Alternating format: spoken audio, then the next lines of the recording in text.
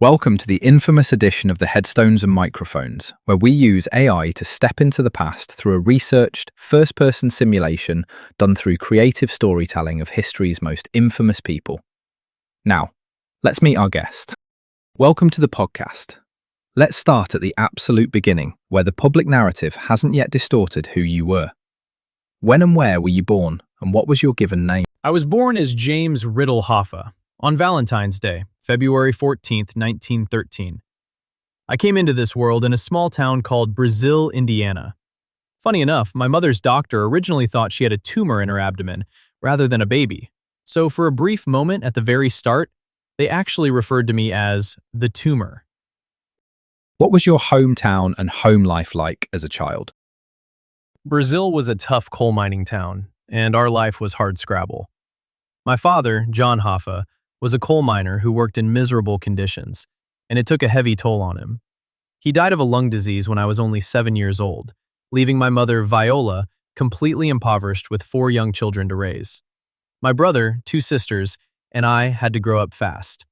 My mother did what she could, but in 1924, we packed up and moved to Detroit, seeking a fresh start and better opportunities. Was there a story behind your name or a nickname that stuck with you? My given middle name was Riddle, which was my mother's maiden name.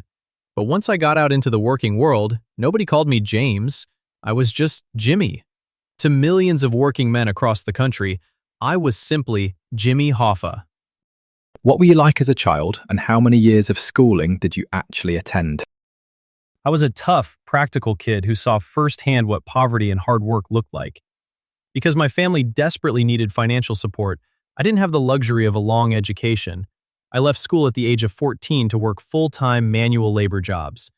My real schooling happened on the loading docks and in the warehouses of Detroit, learning how to stand up for myself and the men working next to me. What's a decision that changed everything for you but felt small at the time? When I was a teenager working for a grocery store chain in Detroit, the conditions were awful. The hours were long and the pay was substandard. A few of us got together to organize a strike action over how we were being treated. I was young, but I had the courage to speak up, and the other workers noticed. By 1932, after refusing to work for an abusive shift foreman, I left that grocery chain behind. That decision to stand up to management caught the attention of Local 299 of the International Brotherhood of Teamsters, and they invited me to become an organizer. At the time, it just felt like fighting for a fair wage, but it set the course for the rest of my life. Let's talk about your early run-ins with the law. Before the world knew your name for your most infamous actions, what was your very first arrest or interaction with law enforcement, and what were the consequences? When you're out on the pavement organizing workers in the 1930s, you run into the law constantly. My first major interaction with federal law enforcement that made waves happened in March of 1957. I was arrested by the FBI for allegedly trying to bribe and aid to the McClellan Committee, which was investigating union corruption. They thought they had me cornered, but I fought the charges in court and was ultimately acquitted by the jury. It was a sign of the massive legal warfare that was going to follow me for the next 2 decades. At what moment did you realize your name would never be forgotten? The media frenzy really erupted during the Senate's McClellan Committee hearings in the late 1950s. Robert F. Kennedy was the chief counsel, and we had explosive, televised confrontations. He was determined to take me down, and I gave it right back to him, often telling the committee I couldn't recall specific events or individuals. Millions of Americans tuned in to watch us go toe-to-toe. By the time I was elected general president of the Teamsters in 1957, succeeding Dave Beck, I knew my name was cemented in American history. Who do you believe betrayed you first? A person, society, or your own instincts? It was a person I trusted who ultimately broke me.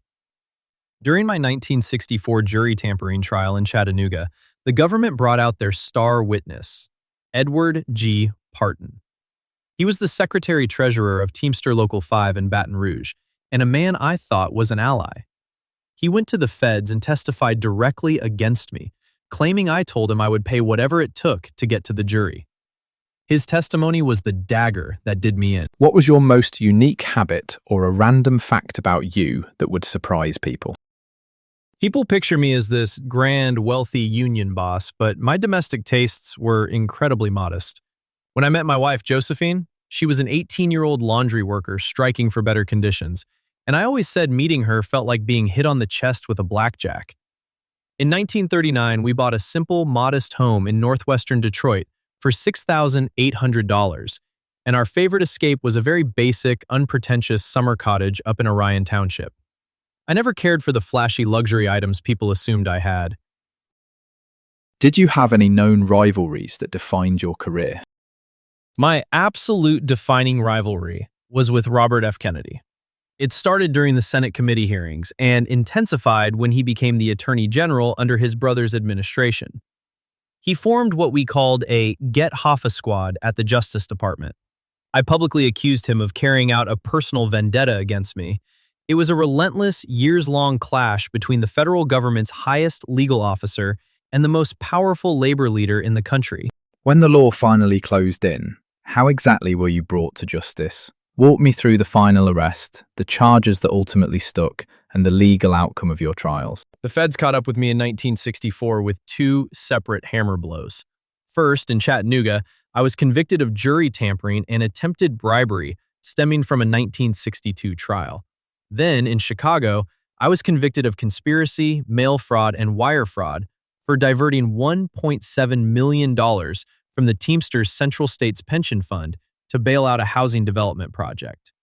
After exhausting all my appeals, I entered the federal penitentiary in Lewisburg, Pennsylvania, in March of 1967 to serve an aggregate sentence of 13 years. I served nearly 5 years before President Richard Nixon commuted my sentence on Christmas Eve in 1971, under the strict condition that I stay out of union management until 1980. When, where, and how did you pass away? On July 30th, 1975, I went to the Maucus Red Fox restaurant in Bloomfield Township, Michigan, just outside Detroit. I was supposed to have a luncheon meeting with mob figures Anthony Giacalone and Anthony Provenzano to discuss my plans to climb back into power with the Teamsters. I was last seen in the parking lot that afternoon, and I vanished without a trace. My remains were never located, leaving the world to guess exactly how my life ended that summer day. Jimmy, do you have any closing remarks about the interview or the stories you shared that you would like to share with the listeners before signing off? I just want people to remember that I spent my entire life fighting for the working stiffs of this country. The truck drivers, the warehouse guys, the people who didn't have a voice. Whatever else they say about me, we built the strongest union in the world and put food on the tables of millions of American families. And that wraps up another conversation from Beyond the Grave. Thanks for joining us on the Headstones and Microphones podcast. Remember, do better with the life you have been given and choose to do good in this life. Please help spread the word by sharing and following the pod.